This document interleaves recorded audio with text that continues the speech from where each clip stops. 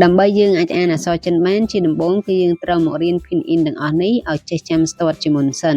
ចាអញ្ចឹងកុំឲ្យខាត់ពេលយូរមកអនុវត្តអានជាមួយខ្ញុំទាំងអស់គ្នាប៉ផម៉ហ្វតថណលកខហជីឈីស៊ីជឺឈឺ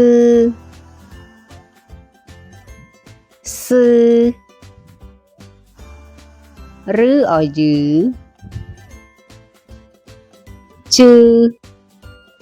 ឈឺសឺអ៊ីអូ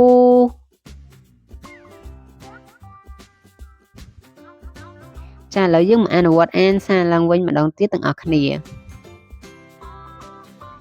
ប៉ផម៉ហ្វតថណលកខហជីឈីស៊ីជឺឈឺសឺឬជឺឈឺសឺអ៊ីអូ